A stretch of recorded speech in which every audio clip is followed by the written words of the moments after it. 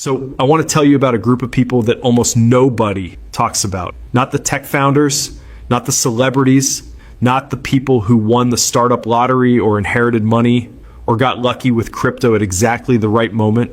I'm talking about the teachers, the nurses, the mid-level managers at companies you've never heard of, the postal workers, the people driving reasonable cars and living in normal houses and not doing anything that looks particularly impressive from the outside, and quietly, completely without fanfare, becoming millionaires. Not because they had some secret, not because they found some investment nobody else knew about, not because they got lucky or talented or extraordinary in any specific way, because they did something simple and consistent for a long time.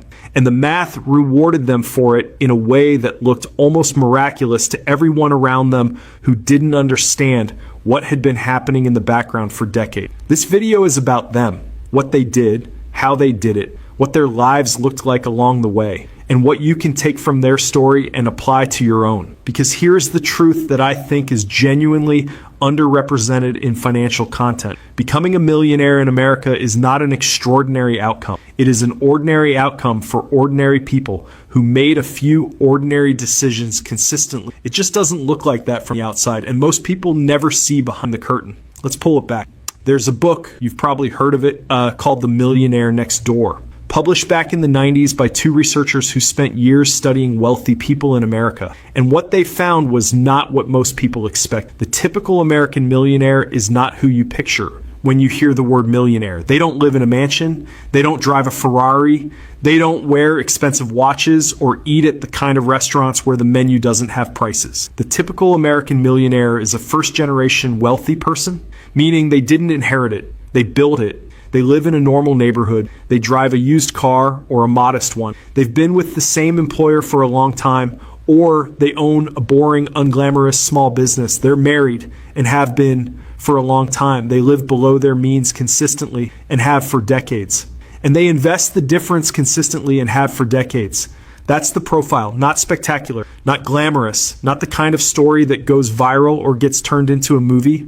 Just quiet, consistent behavior over a long time. And the result of that quiet, consistent behavior is a net worth that puts them in the top few percent of Americans, not because they were exceptional, because they were consistent. Okay, let me show you specifically how the numbers work for a real ordinary person, because I think seeing it laid out plainly is important. Let's take someone. Let's call them Sam. Sam is a nurse, makes $65,000 a year.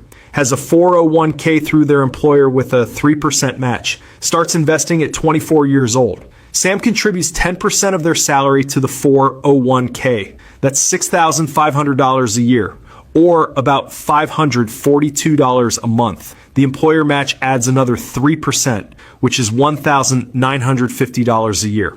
So total annual contributions to the 401k are $8,450. Sam also opens a Roth IRA and contributes $200 a month to that, $2,400 a year. Total annual investing across both accounts is roughly $10,850, which on a $65,000 salary, after taxes, maybe $50,000 take home, is a meaningful but not extreme commitment. Sam is investing roughly 22% of gross income, which sounds high, but the 401k comes out pre-tax and the employer match is essentially free. So the actual impact on take-home pay is more like 14 or 15%.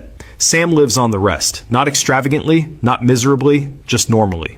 Reasonable apartment, used car paid off, cooks most meals, occasional vacation, normal life. At 25, Sam has maybe $12,000 invested. Not impressive yet, just getting started. At 30, Sam has somewhere around $75,000 to $80,000 invested. The income has gone up slightly through the years. The contributions went up with it. The compounding is starting to become visible. Still not millionaire territory, but moving. At 35, Sam is approaching $200,000 invested. The annual growth from returns alone is somewhere around $18,000 to $20,000 a year. Sam's portfolio is generating income equivalent to a decent part-time job without Sam doing anything extra. At 40, Sam's portfolio has crossed $350,000. The compounding is undeniable. Annual returns in a good year are $35,000 or more.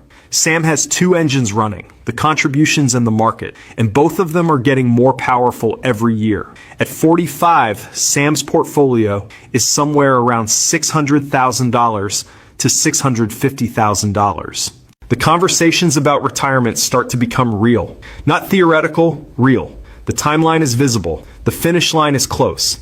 At 50, Sam crosses $1 million. $1 million. From a nursing salary, from 10% contributions and a Roth IRA, from 26 years of doing something boring and consistent without stopping. Sam never earned an extraordinary income, never made a clever investment, never got lucky with anything. Just started early, automated it, kept going, and let compound interest do the thing it does when given enough time. Okay, so Sam's story involves starting at 24. And I know some people watching this are older than that and wondering if the path still works. Let me run a different version. Same person, same income, but they start at 32 instead of 24, 8 years later. At 40, instead of having $350,000, they have somewhere around $120,000 to $140,000, significantly less. The 8-year gap is expensive, but here's the important thing. At 55, after 23 years of consistent investing from age 32, they're somewhere around $700,000 to $750,000. And at 60, they're over $1 million later than Sam, but still a millionaire, still from a normal income, still from boring, consistent behavior. The later start costs years and it costs money, but it doesn't cost the destination. The destination is still available. It just requires staying consistent for a few more years. And for someone who's currently 35 or 38 or 40 and hasn't started yet, the message is the same. Start now. The version of you at 60 will still be in dramatically better shape than if you'd waited until 45 or 50 or never. Okay, so let's get into the actual behavioral differences between the people who quietly become millionaires on normal incomes and the people who earn similar amounts and end up with almost nothing. Because the income is often not the variable. The behavior is. Difference 1, they pay themselves first. This is the phrase you've probably heard and it's become a bit of a cliche, but the mechanism behind it is genuinely important. Paying yourself first means your investment contribution is the first thing that happens when money comes in, not the last, not whatever is left over after everything else. The first. The people who invest whatever is left over at the end of the month almost never have anything left because spending has a way of expanding to fill available. There's always somewhere the money could go. There's always something that would be nice to have or do. And if the investing is waiting for the leftover tends to not materialize.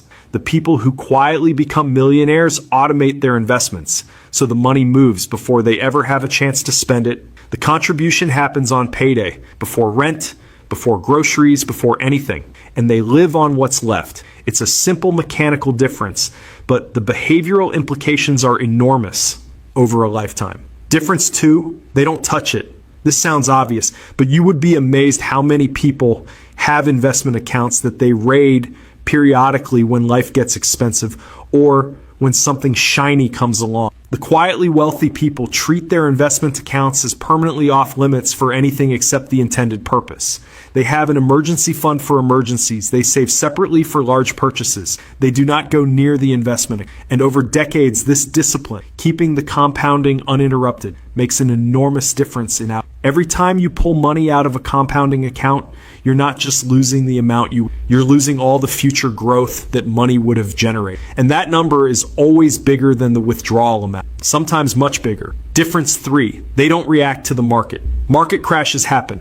They happen before these people started investing, and they'll happen after.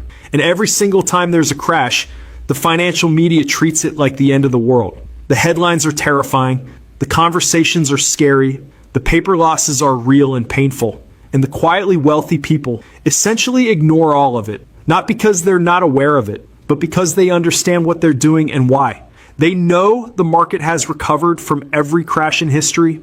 They know their timeline is long enough that temporary downturns are just noise. They know that selling during a crash locks in losses and misses the recovery, which is exactly the wrong sequence. So they keep contributing through the crashes, through the scary headlines, through all of it. And when the recovery comes, as it always has, they're fully positioned to benefit from it, while the people who panicked and sold are trying to figure out when to get back in and inevitably getting the timing wrong. And when the recovery comes, as it always has, they're fully positioned to benefit from it, while the people who panicked and sold are trying to figure out when to get back in and inevitably getting the timing wrong. Difference 4, they increase contributions as income grows. The quietly wealthy people don't just start investing and leave the contribution amount frozen forever. They revisit it regularly and increase it as their income grows. Not by the full raise amount. They're allowed to enjoy increases in income, but by some meaningful portion of every raise.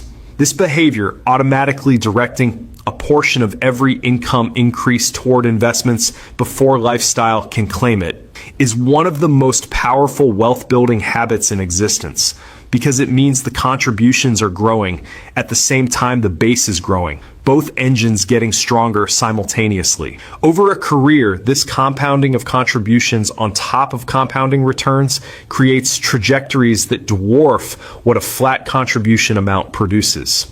Difference 5, they choose simplicity and stick with it. The quietly wealthy people are almost uniformly not doing anything sophisticated with their investments. They're not picking stocks. They're not timing the market. They're not in complex products or alternative investments or anything that requires significant ongoing attention and expertise. They're in index funds, broad market, low cost, boring, and they've been in those same funds for years, sometimes decades, without changing them because the news said something scary, or because something more exciting came along, or because their neighbor told them about a hot tip. The simplicity isn't an accident, it's a choice.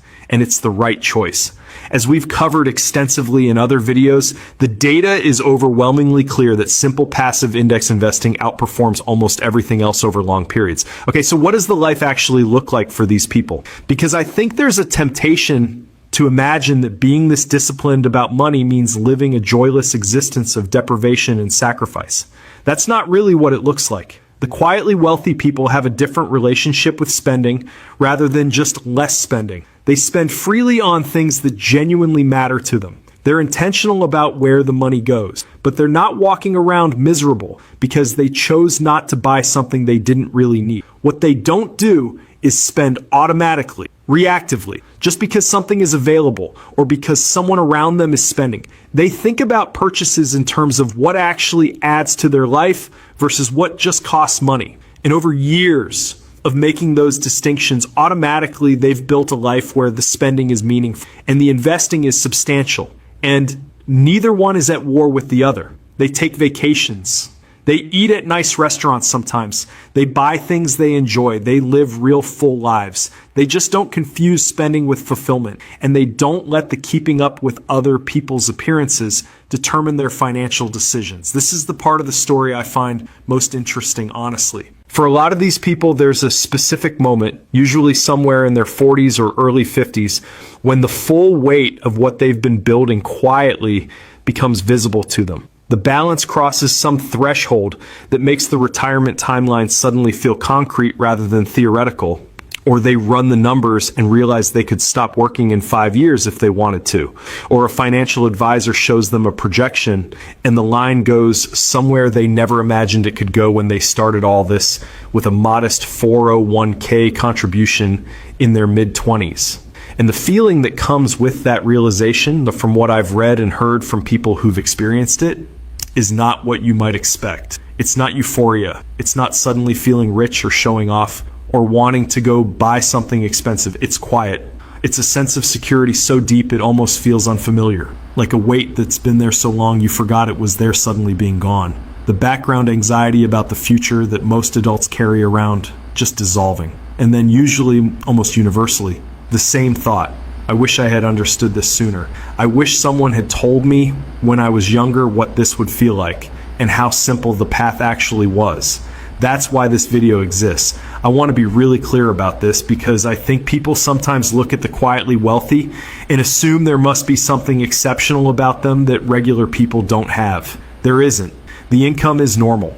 The intelligence is normal. The life circumstances are normal. There's no secret access to information or investments that regular people don't have. The only thing that separates them is behavior over time. They started when they could have waited. They automated when they could have left it as a decision. They stayed consistent when life gave them reasons to stop. They kept the lifestyle from inflating to consume every raise. And they left the investments alone when the market was scary. That's the whole list. 5 things. None of them require exceptional intelligence or extraordinary discipline. All of them require ordinary consistency maintained over an ordinary lifetime. And the result is extraordinary wealth built by ordinary people. That is the story of how normal people become millionaires in America.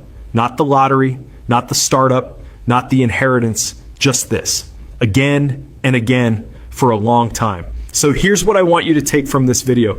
The millionaire you picture when you hear that word is almost certainly not accurate. The real millionaires, the ones who built it themselves from nothing particularly special, look nothing like. They look like the nurse who drives a Honda and packs their lunch. The teacher who has the same investment account they opened at 26 and never touched. The mid-level manager who took 15% of every raise and put it in index funds before they could get used to spending it. They look like people you've met, maybe people you know, maybe even people you've looked at and thought they're not doing anything special. That's the point. You don't have to do anything special. You just have to do the ordinary thing, consistently, for a long time, without stopping. The math handles the rest.